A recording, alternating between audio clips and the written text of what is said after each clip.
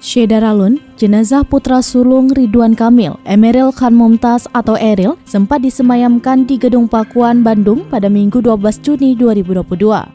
Para pelayat berbondong-bondong membadati rumah dinas Gubernur Jawa Barat ini. Namun, ada satu momen yang mencuri perhatian warganet. Kekasih Eril, Nabila Ishma, tampak hadir di Gedung Pakuan, Bandung.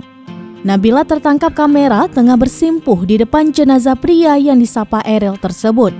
Selebgram asal Bandung itu tampak mengelus peti jenazah sang kekasih di depan para pelayat yang datang.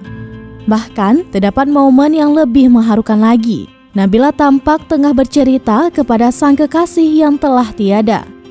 Hal ini terlihat dari gerak-geriknya seperti orang yang sedang berbincang-bincang. Ia seolah menceritakan banyak hal kepada Eril sebelum mereka berpisah.